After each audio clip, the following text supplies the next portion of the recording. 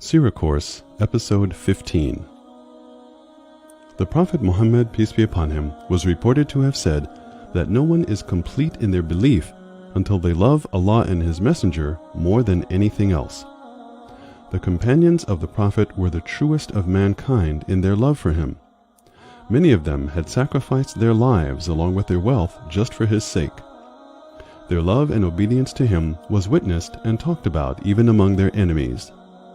On the day of the Treaty of Hudaybiyah, the chief negotiator of the Meccans, Urwa bin Mas'ud, went back to his people and said the following words in high regard of Prophet Muhammad, peace be upon him.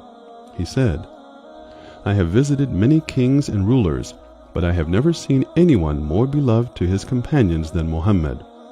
When he performs ablution or wudu, his companions do not let a single drop of water fall on the ground, as they pick up the droplets for blessings. When he speaks to them, they give him their uninterrupted attention and never make eye contact with him out of respect and reverence for him. They never look at him in the eye, and when they speak in his presence, it is almost as if they are whispering to each other." Zayd bin ad-Dithinna, one of the companions of the Prophet, was once captured by the pagan Meccans who had decided that they would execute him. At the point of his execution, they had offered him freedom in exchange for merely saying things which would aid their propaganda.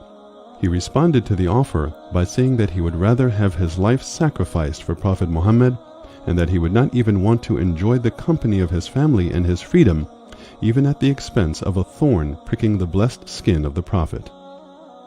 Living among the Jewish population at the time of Prophet Muhammad's migration to the city of Medina was a man and rabbi named Abdullah ibn Salam. When the Prophet first arrived to Medina, he was among the first to go out and see him. He said, "When I laid my eyes on him, I told myself that this is not the face of a liar." Upon investigating the sayings of Prophet Muhammad and his message, Abdullah bin Salam was convinced of the truthfulness of Prophet Muhammad's revelation and had accepted Islam as his way of life and religion. Among other people who had accepted Islam merely from their interaction with Prophet Muhammad was a person by the name of Thumama, who had been imprisoned by the companions in the mosque of the Prophet.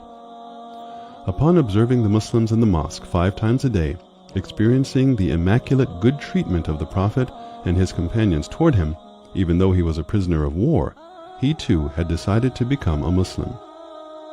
These incidents are not surprising when reflected upon in the light of what Allah the Almighty says about Prophet Muhammad in the Holy Quran.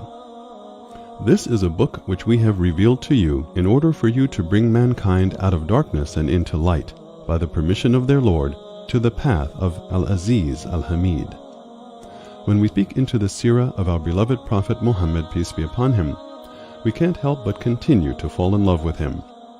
He was the best of creation, the best of examples, the kindest of human beings. He was the embodiment of the Quran, to teach us how to live our lives in accordance to Allah being pleased with us.